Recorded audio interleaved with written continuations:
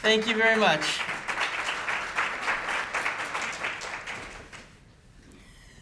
So for those who don't know me, I'm from Tampa, Florida. I have a practice in Tampa, Florida, holistic pediatrics and family care. I want to tell you a little bit about how we got to this place how we got here in the first place. Supposedly, when I was 4 years old, I told my pediatrician that I was going to be a pediatrician like him someday.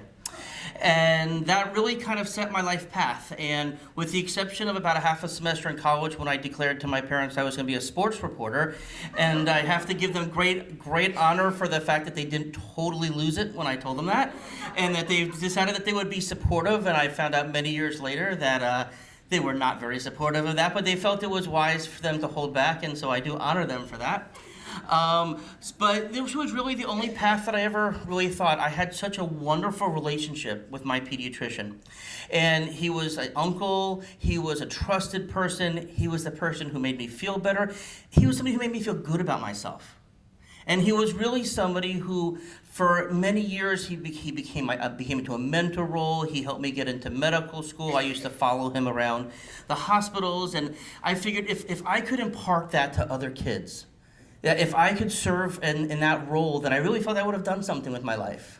Now, certainly, I didn't think I'd be here, of all things, and talking about the things we'll be talking about. But nonetheless, I know that Dr. Tanis is, I'm sure he has a smile on his face, knowing that we are about to take this into a level that, he really did change the world. He was one of the very first advocates for breastfeeding medicine, and he really made a difference in this world. And my hope is that if I can just be a shadow of what he has accomplished, it would be an amazing thing.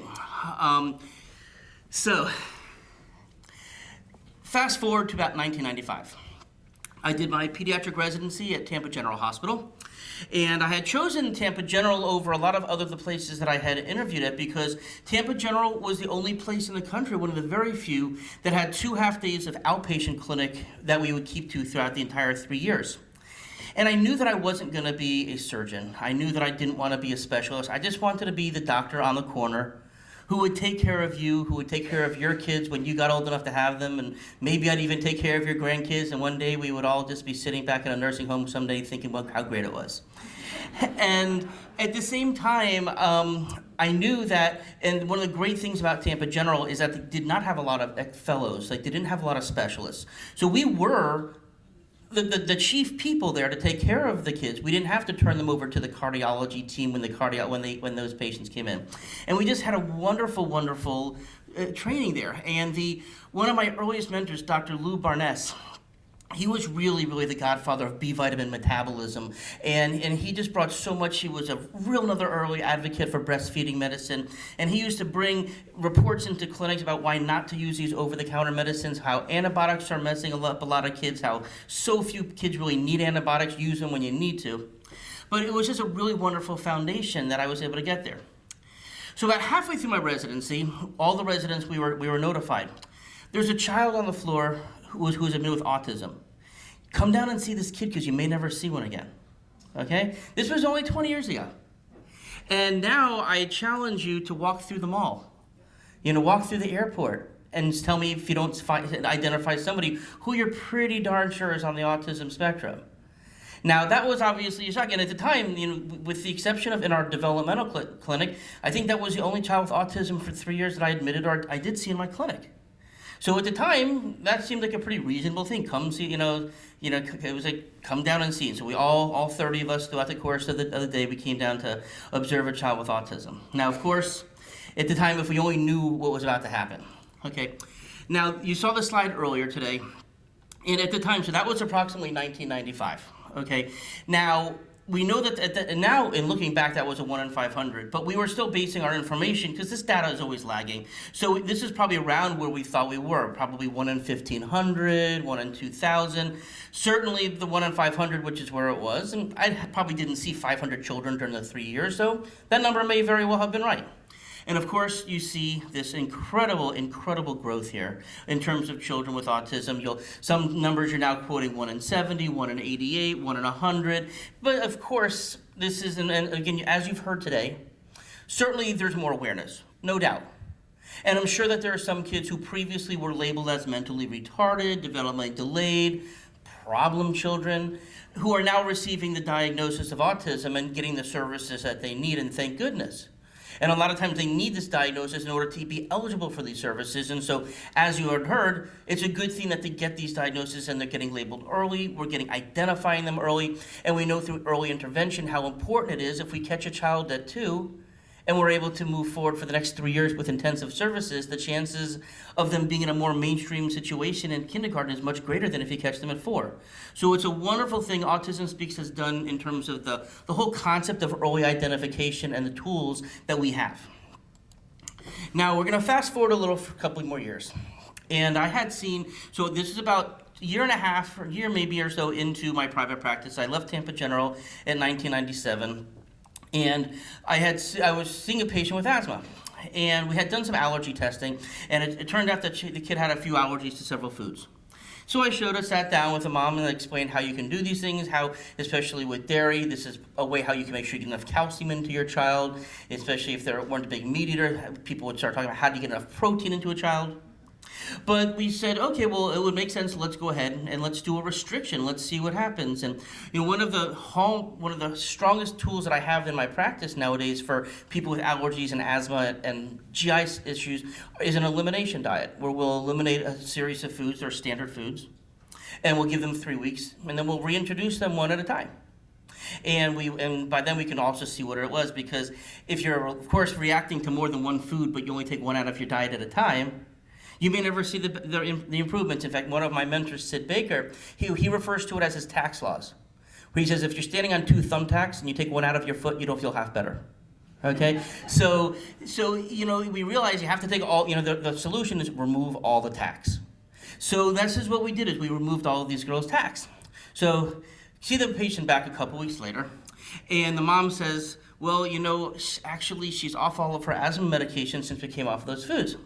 But also, she stopped her teeth grinding, she's no longer wetting her bed, and her ADD symptoms went away, and this is the best she's ever done at school. So you've pretty much cured my child of 3 diseases that I never told you she had in the first place.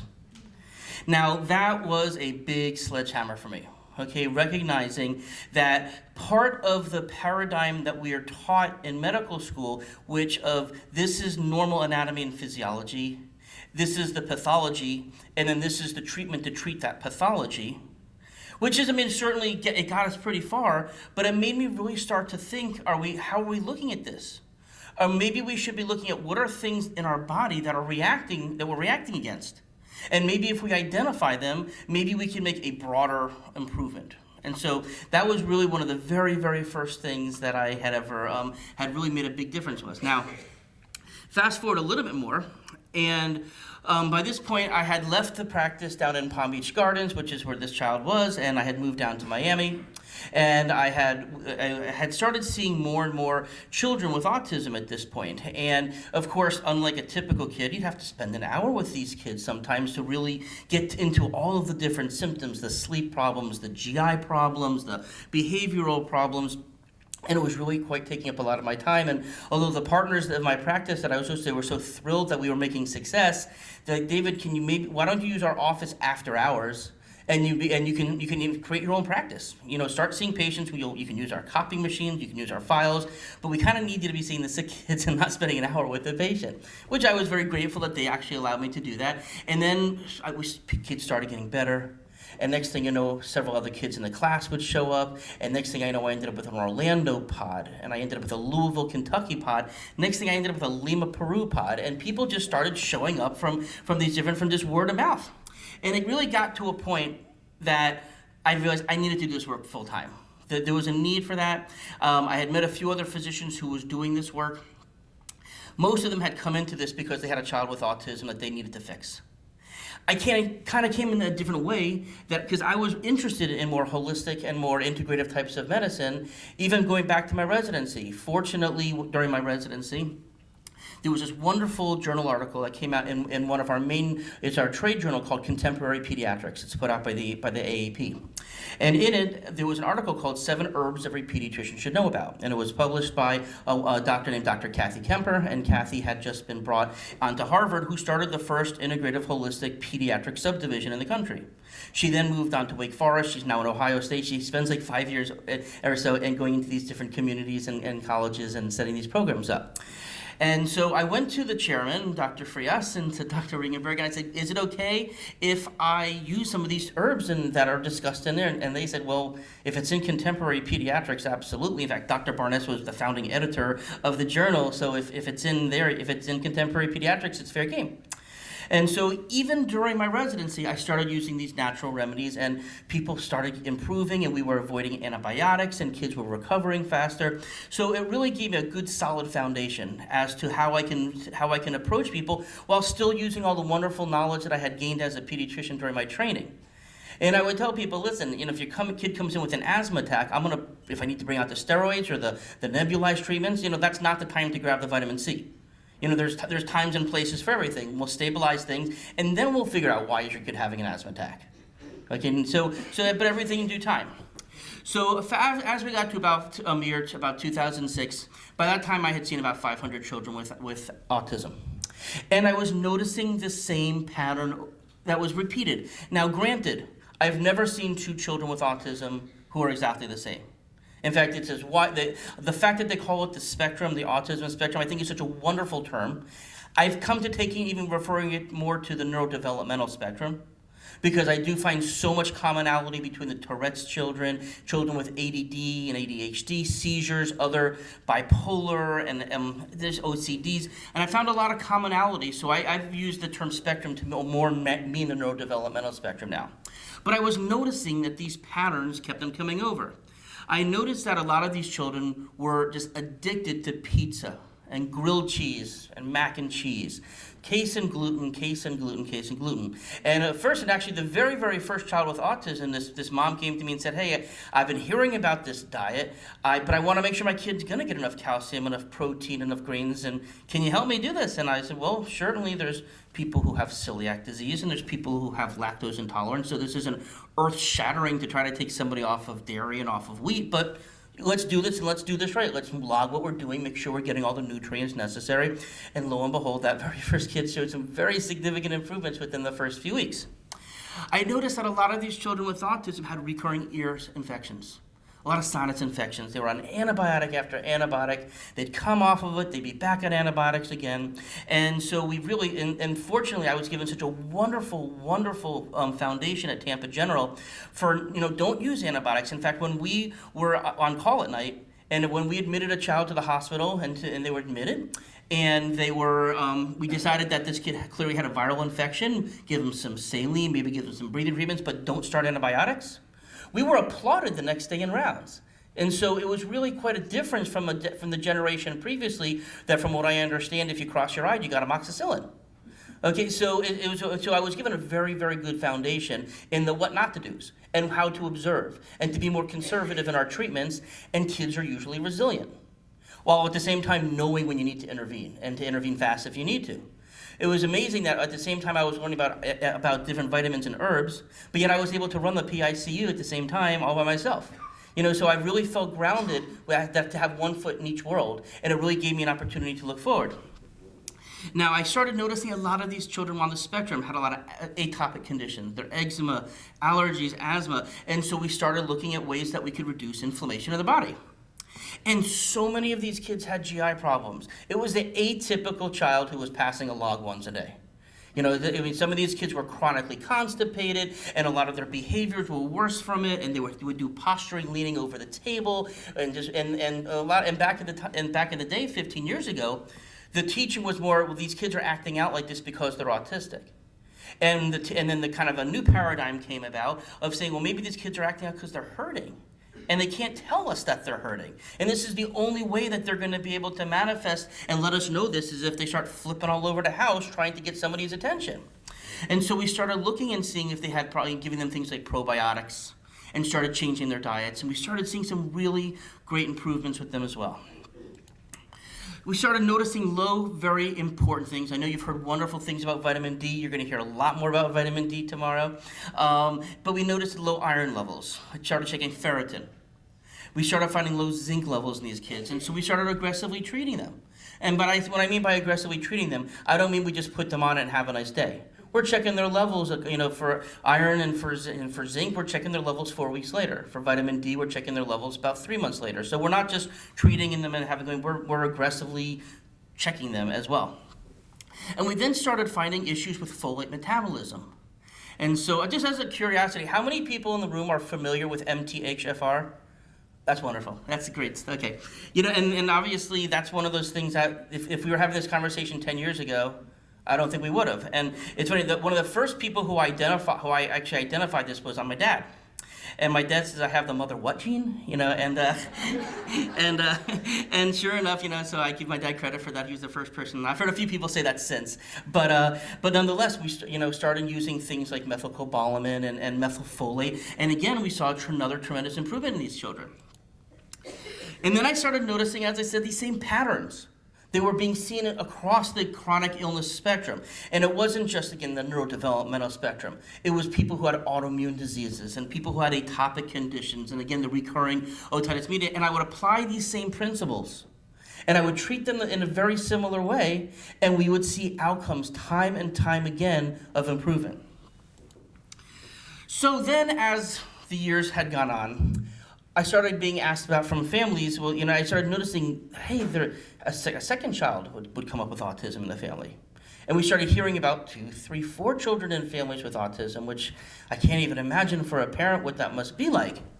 And then we started seeing so much chronic illness in our clinics, in our primary care. And people were transferring into our practice left and right with all types of atopic conditions, autoimmune conditions, JRA, all types of things that thankfully we learned about them in medical school, we learned about them in residency, but we were seeing them on a very regular basis.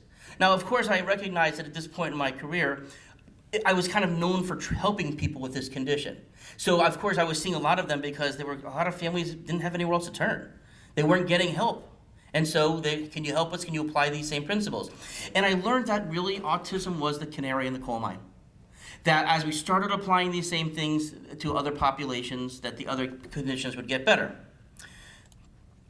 Now, as we started recovering children with autism, and certainly not every child recovers. In fact, it's still a minority, but we have children who, if you saw today, you would be like, there's no way that child was autistic. And no, that child did have autism, and it's a wonderful, amazing thing that I've seen over the course of the last 15 years.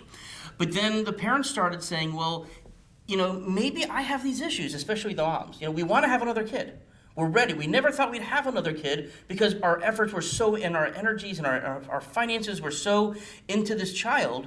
But we kind of feel like we're ready again. We're ready, but we're scared. We don't want to go through this again. Is it possible that the moms would say over and over, maybe I have these same conditions that my child had? Maybe we should go looking. And of course, that made a lot of sense, right? Genetics are the same. Their households are the same. They probably have similar diets. So why would we not go checking? It made perfect sense to me. And the moms were right. And in fact, if there's any advice that I can give to any clinician out there, listen to the moms. They know their kids better than anybody else. They're invested. They carried it. As a dad, trust my wife before I trust me. Okay? It's just, granted, if dad has a great idea, sure, I'm there too. But the moms were right. And so as we started running these tests on the moms, if I crossed out the mom's name and her birthday and I held their child's lab up, there were so many times I could not distinguish them though. And the same thing even happened when I started holding it with a child with asthma or an autoimmune disease or a child with seizures. It was just the same patterns that I was seeing over and over. And so, of course, logic would say, well, we made improvements with this population of children with autism. Shouldn't we apply them ahead of time? And so one of the things that we actually decided we would do is, we started asking the questions, well, when should we start these types of interventions? And as you've heard time and time today, it was a very simple answer. We should be cleaning these women up before they even try to conceive. And so women would start, sometimes it would take a couple months, sometimes it would take a year or two, depending on how toxic they were. Actually, sometimes, in fact, I had somebody in the office she just had the baby 3 weeks ago, but as she actually came in, she had several miscarriages, she couldn't get pregnant. We put down this wonderful plan to help her get pregnant, and I get a phone call 3 days later, I'm pregnant. I'm like, well, I guess I can't take credit for that one, but nonetheless, thankfully, because her sister had actually been a patient of ours, so she'd been applying a lot of these same concepts even before she came in, and then so that was by far the easiest case that I've ever had, and so she's had a wonderful baby, and they're doing very well now. So again, tomorrow is going to be in a workshop mode, and we are going to show you how the things that we've learned over the last 10 years and how we've been applying them to our patients. We're going to give you some very meat and potato types of recommendations and flow charts. And one of the things that you will be getting, again, we had hoped that we would have it for you today, but you will be getting in a thumb drive where we're actually put together both a patient's workbook as well as a clinician's toolkit. And this is something that we will be getting out to people that will have all kinds of outlines and flow charts and how much of a dose do you give and when should I retest. We're going to go through some of that stuff tomorrow, so I'm not going to spend a lot of time on that today. But we do want you to know, not just, most of the time I go to a conference, I don't know about you, you walk away, well, that was great, I learned so much, and what am I doing with that? And then you go back to your practice and then maybe or maybe not, you're going to apply it. Our hope is that by the end of the day tomorrow, that you're going to be in a place where you can say, okay, I think I can start to do this. And I hope that by the time we have the toolkits into your hand, that you're going to say, I really can do this. Because that's the only way that we're going to make a difference in the family's lives. So as you heard about vitamin D, and of course everybody knows the importance of bone metabolism, but as you've heard, allergies, asthma, diabetes, autism, I can tell you that as somebody who started with allergy symptoms when he was 5 years old, spent 25 years of my life on inhalers and on Claritin. Now, the first thing I actually did was I did an elimination diet. And within a couple weeks, same thing, I was off all of my medications. And I was feeling great. And my partner at the time said, well, start reintroducing the foods because the longer you wait, the harder your reaction is going to be. I'm like, this is the best I've felt in my life. Well, I can do this. And then about 6 months later, I'm like, this is really tough. Do I really want to be this restricted in my diet? And so as I especially tell teenagers when I do this, you get to choose as to what the first food is that you bring back. And I said, well, I'm going to bring back chocolate first, because really if I'm allergic to chocolate, I'm probably going to kill myself anyway. So thankfully, this was right when we found out that dark chocolate was actually a health food, and that was high in antioxidants. And so, okay, I'm going to bring back chocolate, and God was listening, and I was not allergic to chocolate. So I brought back wheat, and I didn't have a reaction to wheat, and I brought back dairy and did not have a reaction to dairy. I then had some corn, and I pretty much went anaphylactic. And my wife was there. She was ready to rush me to the hospital, and finally my inhalers, and I had some steroids laying around, and finally it kicked in. I'm like, no, I'll be okay. We don't have to go. I'm fine. Don't worry.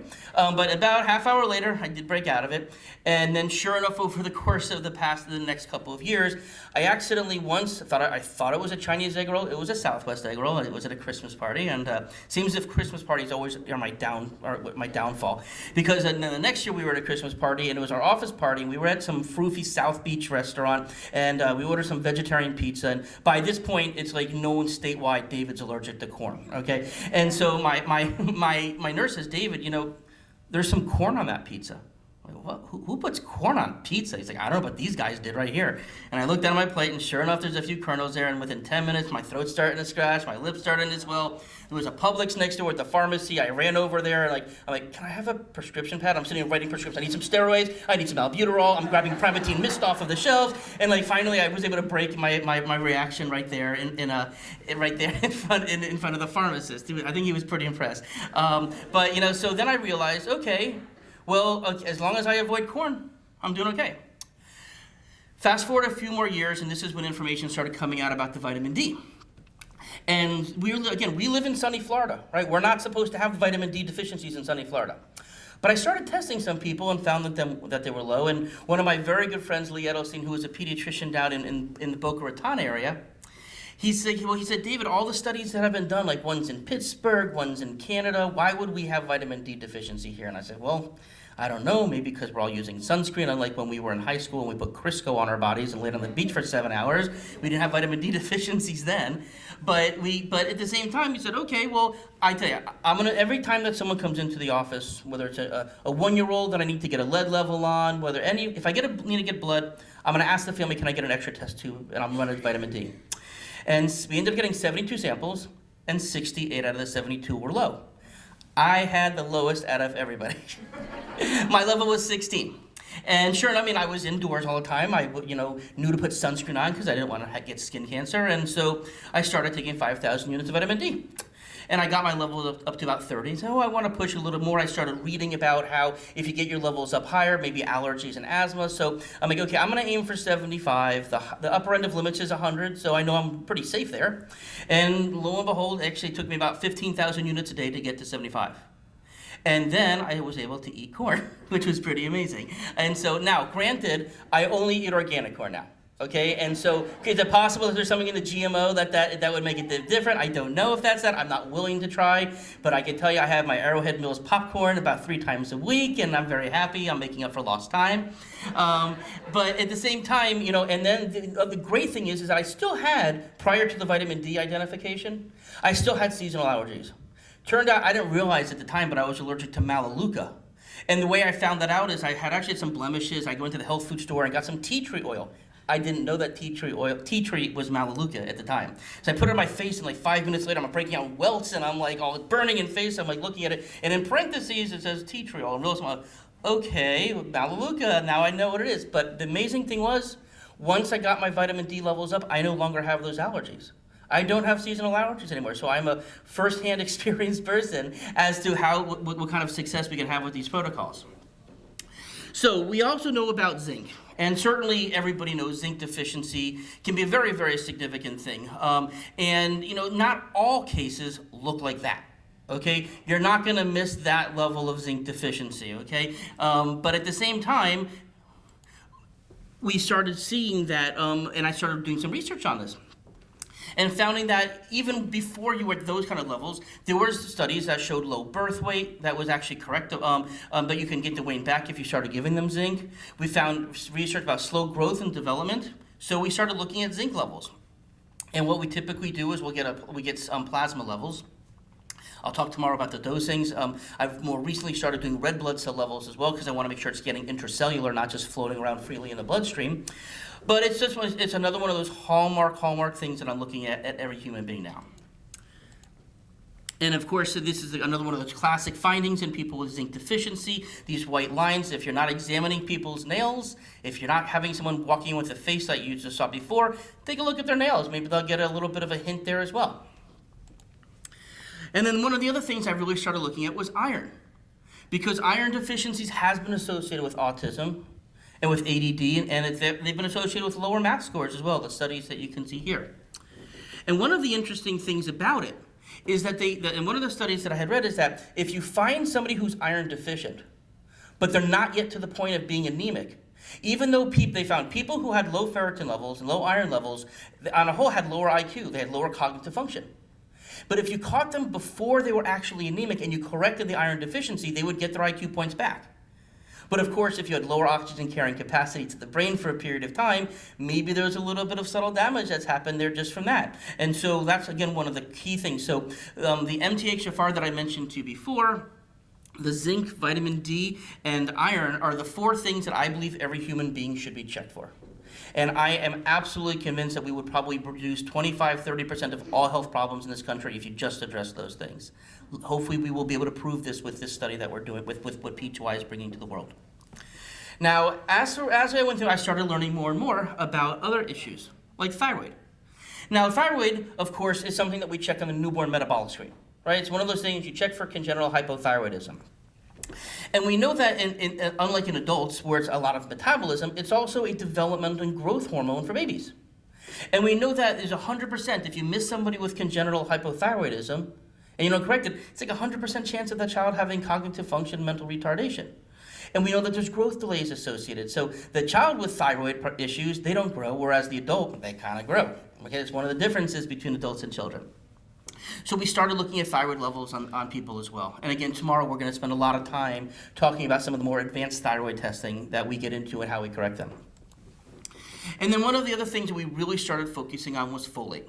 And of course, very well known how important folate is in terms of deficiencies in spina bifida. Now, I tried to find the source. I've been looking for the last 3 weeks, and so maybe somebody told me the story in jest, but I remember distinctly about 15 years ago hearing about the 2 doctors who discovered that folate deficiency is what was contributing to spina bifida, and that they were pretty much laughed out of our profession. that they pretty much were completely run off the road. And nowadays, it would be malpractice if we didn't put a pregnant woman on folate. So, a lot of the things that we're talking about, I am absolutely convinced, and of course, through movements like P2i, we are actively bringing this to the forefront. But I've been feeling for years that 10 years from now, 15 years from now, this is going to be standard of care. And of course, it is for the newborn. But what about looking for children with autism? What about looking in details? I mean, we do check with the TSH, maybe a T4 during pregnancy, but there's a lot more we can be looking at. Why aren't we correcting these early? And of course, that's what we do. One of the things that we identified in some children with autism is actually it's an autoimmune condition called cerebral folate deficiency. They were getting the folate in their diet, but there was actual autoantibodies. There are antibodies that are blocking the receptor at the brain level, so it's not getting into the brain. And that has been associated with autism and seizures. Dr. Rosignol and Dr. Fry have written extensively about this. And the treatment for this is using high doses of folinic acid, similar to the doses that are used when people take methotrexate. We also use methylfolate, kind of like a lot of times like the Deplin doses that are used for depression. So there's clearly much precedence for using these higher doses of activated forms of folate in other populations. And one of the other interesting things that we found is that it seemed as if these antibodies were worsened when people were consuming casein. So as much as you hear about gluten this and gluten that, not to say that gluten's our friend in a lot of our patients, but this one actually seemed to be one that casein seemed to make a big difference when we avoided them. So then we started looking a little bit more about folate metabolism. And for MTHFR, and we're going to get into the biochemistry a lot tomorrow, so I'm not going to belabor this too much, but MTHFR has been associated with autism and with miscarriages and migraines, cardiovascular disease, and autoimmunity. This is another one of those things that has moved into my primary checking. I would like to know, because if you can't activate your folate, and the simple answer is take activated folate. Methylfolate, folinic acid, probably doesn't matter. There's a little debate, but I think probably either one will get you there. And that's all you have to do. And that's why you're now seeing prenatal vitamins like Nuvia that have as part of, instead of folic acid, it has methylfolate in it. Or it has calcium folinate, which is a folinic acid. I have a prediction that 10 years from now that's going to be the standard where all multivitamins will be. Now, yes, some people who have overmethylation problems may not do well with that, but I have a feeling we'd probably do a lot more good than harm if we were all just taking methylfolate, and then this issue may not even be that much of an issue anymore. So then we started saying, okay, that's one aspect. What are we deficient in? And one of the things when I talk to families, and I say, listen, I'm not here to cure your autism. What I'm here to do, or to cure your asthma, I want to see what deficiencies you have and correct them. I want to see what toxicities you have and avoid them.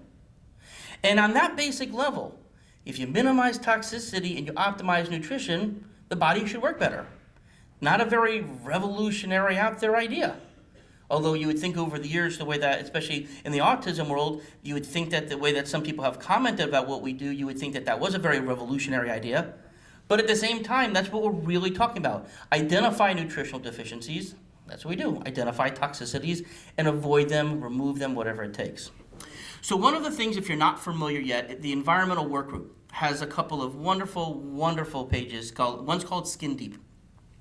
And they have a cosmetic and a skin database. Any product that can go on your body or your baby's body, they actually rank it from 0, which is absolutely no toxicity whatsoever, to a 9. And you can either search, you can go, okay, I'm going to click on baby sunscreen so I can start with the zeros and I'll see how my kid does with those, and those are the mostly hypoallergenic ones. Or you can actually say, okay, let's see what the most cleanest products are in general, or you can search for a particular product in their database. They have like 90,000 skin products now. And one of the interesting things about it is if you actually go to the 9, so sometimes I'll like click over to see what the worst, most toxic ones are. Every single one of them now says discontinued, discontinued, discontinued. So it's like, the population, we've gotten smart. And we're learning about these things. And I think these companies are like, well, where am I going to end up on that list? Oh, I better find a better product. And so that's in fact what people are doing. And so it's a wonderful thing. There's a special section just for children, nail products, hair products. You've probably heard about things like lipstick with lead. This is a good thing to know about, right? Okay, so then foods. The Environmental Work Group also has what they call their Clean 15 and their Dirty Dozen. And these are relative to pesticides. Some fruits and vegetables are more likely to absorb pesticides, like strawberries, things with thin skins. Whereas things with thicker skins are more likely to repel it. Now, of course, there's issues with the roots and how much is in the ground, etc. But if you've ever, when I tell people, of course, in a perfect world, we'd all eat organic 24/7. But that's not affordable for people, and it may not be accessible, especially since we want to try to keep food local. You may not be able to do that. So at least what I tell people is focus on the dirty dozen foods, avoid those, go more organic. The clean 15, if you can't get it all, okay, you're probably going to do okay there. And they actually have ranked all 48 different fruits and vegetables. You can see the whole list there. If you just Google dirty dozen, you'll either come up with a movie or you'll come up with this list. And now they also have one called the dirty dozen for additives. And these are all different types of additives that are added to foods as well. So it's a really wonderful, it's a free website. I encourage you, if you don't know about it, check it out. Now, one of the things that we do doing, and one of the companies that I've really become affiliated with does checking for a lot of these types of toxins, okay? And for me, if I have the ability to use a product that has been tested to make sure that there's no toxicity to it, and they're running through it, we should. And this is something that we are hoping that all companies are now going to get a hold of. We want to share this technology with people because we think everybody should be testing as much as you possibly can. We want to know if there's a toxin in there. We want to know if the chromium that's in a multivitamin is hexavalent chromium. If you've seen Erin Brockovich, you know what I'm talking about. But we want to know that. But in fact, a lot of the chromium that's on the market out there has hexavalent chromium in there. Are you speciating it? I tell companies when people ask me about can I use this product, what do you think of this product? Ask to see the last 3 certificates of analysis that they have.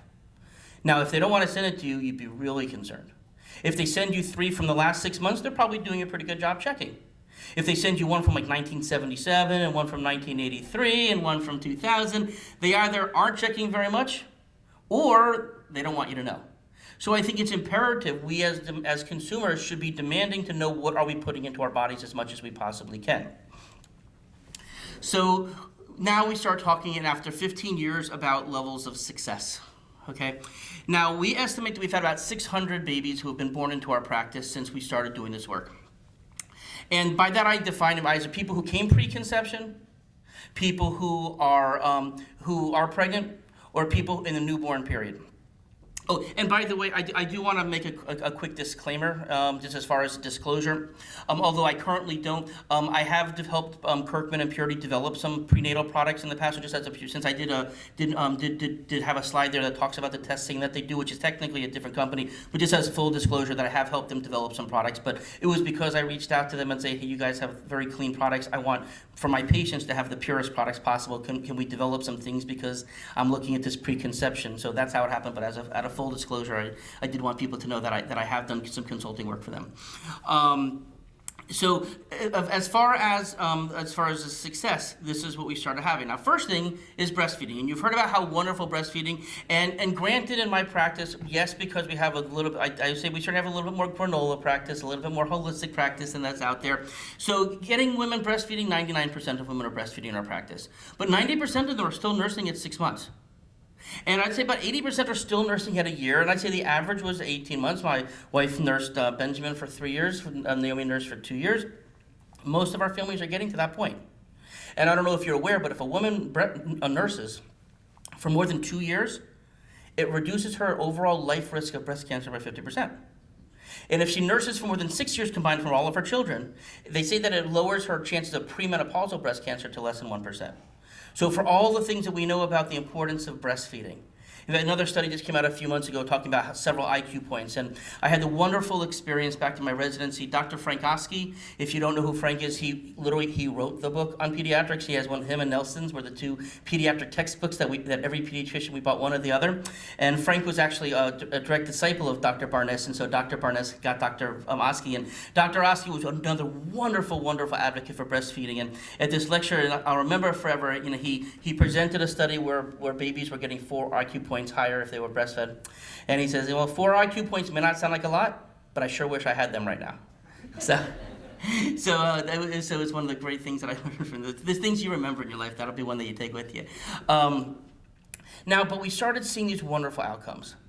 Ear infections are not a rite of passage for children. In fact, 95% of the patients in our practice have never had a single ear infection. My children have never taken oral antibiotics. Benjamin is 11, Naomi is 6. I think we've had less than 10 kids total who've had more than 2 ear infections. Now, I'm not talking about people who've transferred into the practice. I'm talking about people who came with us from the very beginning. But then we started seeing all these other wonderful successes. Eczema, incredibly rare. Asthma, I think we have 10 kids around or so that, in all this time, who went on to develop ADHD and get diagnosed. Asperger's syndrome, 2 cases. We have 1 kid who recently, and as you had heard, a lot of kids will be given an autism diagnosis more for services, and this is an affected kid. His social skills are so wonderful, though, that I really question whether there's a true autism there. But he definitely has some speech delays, and his behaviors really came out when his newborn sister came home. He was no braver than that, but there's a lot of jealousy to the point where they cannot be in the same room with each other. So there's definitely something there. But we think that things are going to go well with him, but he does have a formal. So when we were at 500, I would tell people that we haven't had a single child diagnosed with autism, but in disclosure, we have 1 child now out of the 600 who has been formally given a label. But I've never seen a child diagnosed with diabetes. I've never seen a child diagnosed with cancer, again, born to our practice, and we haven't seen anybody who have developed any autoimmune diseases. So out of this, I was contacted by Autism Science Digest, who had heard about the work that I was doing, and I wrote this article. It was a review article from preconception to infancy, environmental and nutritional strategies for lowering the risk of autism. It was very well received. From what I understand, that it got to pretty high levels in government and in industry, and out of that, I was asked by the Northwest Autism Foundation and through the forum if I would participate in a think tank that would really take a look at this whole P2i concept, and that's kind of leading up to where we are today now. The wheels are really turning now. So there's me, and you can see that I like to wear pediatric ties. I was struggling whether I should wear one today. I'm kicking myself that I didn't wear a pediatric tie today, so I think I'm going to bring one out tomorrow for you guys. Dr. Martha Herbert, who's at Harvard. She's one of the real thought leaders on autism. Skip Kingston, who's one of the godfathers of modern mass spectrometry. And the 3 of us got together. We had about a wonderful 4 months putting together this program. And back in September 2012 was when we got together and we came up with all kinds of strategies, including starting to plan for what can we do to get this out to the masses. So, what we're going to be talking about a little bit today and then a lot tomorrow is what can we do to get this out, not just to the people who are fortunate enough to be here today, but to all physicians, all nurse practitioners, PAs, but also all young families. Okay? Because, again, we can learn and we can sit here and we can mentally have these wonderful conversations, but if it's not penetrating through to the population, we've missed the boat. And of course, we're talking about young people now, people in their 20s, maybe their 30s. A lot, these aren't people who are turning on ABC and CBS and NBC to get their information. They're online, they're doing technologies that, quite frankly, I'm not even familiar with at this point. And so we need to have all kinds of outreach that we can get to these families. And so one of the things that we had figured out, and this is something that is in development, okay? And one of the analogies as we were leading up to this conference is recognizing that P2i itself is a baby, okay? The water broke today, okay? And we spent the last 10 months and we were planning all this. But one of the things that I will frequently tell people when I'm counseling them during pregnancy is that at the same time, as much time and focus as you're spending on having the birth the way you want it and get everything, at the end of the day, it's still just a day in the life. And there's all the possibilities in front of you. And that's where we are right now. All the possibilities are in front of us. And so we've been trying to come up with ways and how can we get this information in a standardized way out to people. Okay, so one of the ideas that we came up with was trying to identify people who we would consider P2i friendly. Practitioners who would be open to our approach. They really may not have the experience, but maybe they'd be willing to co-manage patients. Maybe they would start to approach more experience, and we can work with them together to make them feel like they have a soft landing, that we can be there to answer questions for them. Potentially, they would even maybe take the CME course, which will thankfully will be online in about 6 weeks. So our goal is, of course, we need to educate the physicians, educate the practitioners. And eventually, they may become P2i trained practitioners. Hopefully, they will. And hopefully, you will, or you guys have taken the first step right now. And so we really are looking at, as one who is a trained, as someone who's really taken the next step, and not just saying, oh, that's really nice, oh, maybe go see Dr. Berger, he'll help you out. We're talking about we want you to take the mantle. We want you to take the ball and run. And we want you to be able to add this. And of course, part of what we're going to be showing you tomorrow is, well, how do we actually know what we're doing is right? We need a standardized database. So that's one of the things we're going to talk about tomorrow is how can we get all of our data in one place so that we can really, really make a big movement. And I don't know if you've heard, but P2i, the forum, has put a very bold mission in front of us to put 1 million babies into a database in 5 years. Now I'll tell you what, I can't see 1 million babies in the next 5 years. My practitioners and I together can't do that. So unless people in this room and people start learning about these things, then we're not going to be successful. But you know what? This is too important not to succeed. So it is really my hope that this is something that's going to go viral. And we're going to get this into hands, and from what I'm understanding, international governments have heard about what we're doing and asking us if we maybe translate into other languages, and there's state governments from their health departments that are really taking up on this. So our hope is that we're really going to move forward, but of course, you have to do it the right way. You have to have questionnaires that are standardized in a way and accepted and validated, because otherwise garbage in is garbage out. So we need to figure out a way to do this, and so this is what we're doing. Now, we really want to have, it's something that's at a CDC level database. Thankfully, when I've been in communications for a few times now with Dr. Cordero as to how we can get that level of good database together, and through REDCap, and we're really going forward and moving forward. It's going to take a little while to get there. But the database, even within our EHR, is able to capture this information, so we'll be able to share it when we get there. And of course, we need to have a collaboration. This is not supposed to be the Dr. David show. Okay, this is supposed to be somebody who had a pretty good idea 10 years ago, but is looking for a bunch of people to hop in the boat with. Okay, and you guys are the people that I'm hoping are going to be the first people that will take that leap into the pool. Okay, the water may be a little cold, but it's actually a little warm. We're getting to springtime now. Okay, and so hopefully we'll be able to move forward with this. And of course, we want to look at this as a continuum of care. Now, fortunately, in our practice, we have both pediatric nurse practitioners as well as family medicine nurse practitioners, so we really feel comfortable that we're able to offer a full spectrum from preconception through infancy through adolescence. So even though we're calling this P2i, these same principles that you're going to hear about tomorrow can be applied to a 60-year-old woman with arthritis. It can be applied to an adolescent who's having GI problems. It's not specific only to the preconception to infancy population. And then that's a big take-home message. We treat humans. Probably works for dogs and cats too. Haven't tried it, but nonetheless, that's something that we're aiming to do. Okay, so again, we want to have we're looking how we build out an EHR that can have both standardized questionnaires, standardized treatment plans and templates, so that we can all be thinking in the same way. We will be building the P2i protocols in, and we're developing ways how we can share that with everybody. We want to talk to people, how do we capture people? Coming back to it's all great if we sit here and have this great idea, but, how does people find out? People don't open up the yellow pages. Do they even make yellow pages anymore? I'm not even sure. But, people, how do they go online, right? They're gonna Google you. So you have to know, how do you capture this information? How do you know how to do Facebook and tweet and all those things? So, these are the ways that you capture 20-year-olds. You don't capture them by sending out a postcard. Maybe a few, but not most. So, of course, we want to figure out ways to really be able to capture people in both the grassroots from the patient population, as well as from the practitioner population, as well as from the governmental, because that's the way you change standard of care.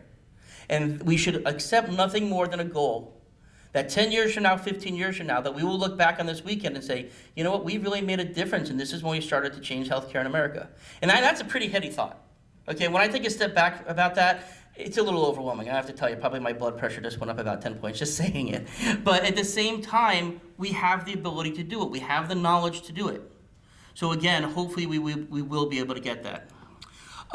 One of the things that we're going to talk a little bit more about is even from medical legal, practicing across state lines. What are we allowed to do if somebody in Seattle wants to talk to me down in Florida? There's things that we may have to take into consideration there, because you have 2 different states that are there. So anyways, thank you very much for watching my water break all over the floor here. But in all honesty, keeping to the analogy, this baby needs a bunch of caregivers. Okay, and again, the more caregivers, the more invested people that we have, the people where hopefully we have a couple rich uncles who's going to be able to fund the things that we're doing. But we really, it takes a community, it takes a family to have a successful baby. Now, a year from now, I'd love to see our baby walking. Thank you very much.